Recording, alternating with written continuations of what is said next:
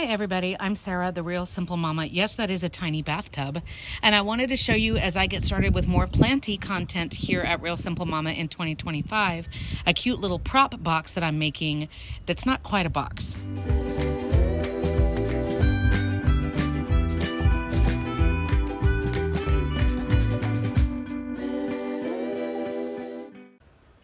Happy New Year, everybody. So I found this on Amazon. This is not like a sponsored video. I buy what I want and then I tell you if I like it or if I think it sucks. So I found this little like ceramic bathtub and I have cleaned it with hydrogen peroxide to make sure there's no like any kind of bad bacteria or anything like that. But here's the plan. I am going to be building my first humidity cabinet that's just basically like an IKEA cabinet that I'm turning into a greenhouse. You'll see videos on that coming up in the spring.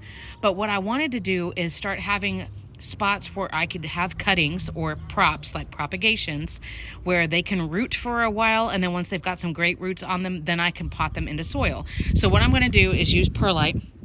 I'm outside because perlite is very dusty. It is bad for you to breathe in the very fine dust of perlite. But perlite's going to be really, really great because it's easy for me to control, for me to keep it moist. It's going to be small particles, and I'm going to fill the bathtub with the perlite and get it wet. And then I have some different philodendron cuttings. I've got a dark lord and a pink princess that I whacked off some cuttings. But I just wanted to show you this as a really cute option. The only bad thing about the bathtub is that I can't see in it. But I wanted to show you, this is just a really cute little idea. You'll see the finished product in a minute.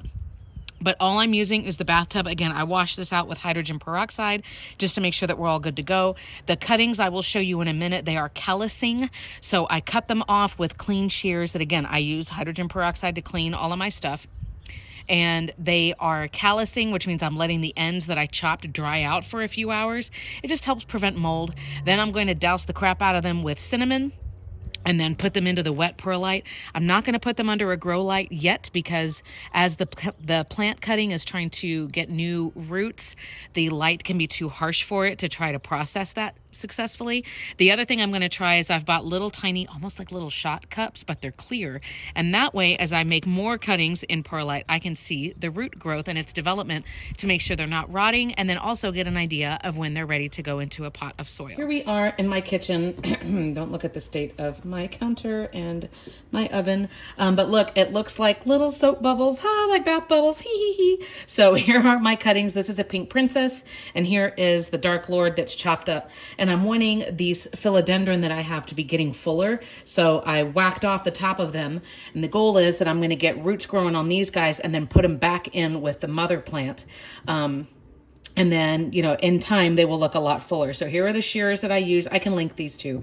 But again, I'm not trying to sell you anything. I just thought if you're wanting to make more plants, that's one of the greatest things about working with plants is that a lot of times one plant can equal many plants. Yay. And either your plant has friends or you can sell them or you can trade them or whatever. So they've been callousing for a while, and philodendrons, like these darker ones, they look like they're bleeding when you cut them, and then you can literally smell it and it smells very strange. So the node, which is like, which is like the joint right there, like a knuckle, that's where the root is going to form. And so what I'm going to do, and I don't have a ton of experience playing with perlite, but what I'm going to do, and I'll need two hands, but I'm going to shove that so that the node is deep in there. I'm going to make sure this perlite doesn't dry out. Oh, I should have shown you. It is wet now. See, there's water there. And so what I'm going to do is maneuver this around. Again, be careful, especially when the perlite is dry. It is bad for you to inhale. So do it outside, do it in a well-ventilated area, wear a mask, just be careful. But perlite is really, really good for you to be able to root cuttings because you have more control over the moisture. We don't want these cuttings to get super dry for the next couple of weeks.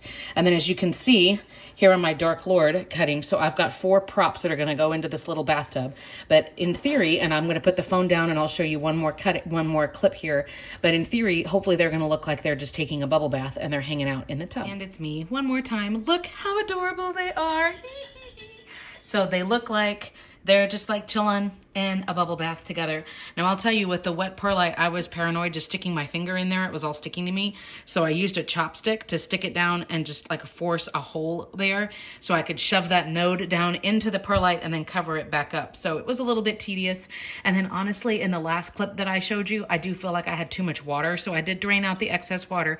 So before you go like crucify me in the comments. Just know that I dumped out some of the excess water. I will make sure they don't get too dried out, but I think this is just absolutely adorable. If you were doing something smaller, you know, like little tiny cuttings, you could fit way more, but this is 4 philodendron cuttings in here. So I hope you like it and you thought it was just a cute little idea, and I will see you soon with more planty content. Thanks for watching.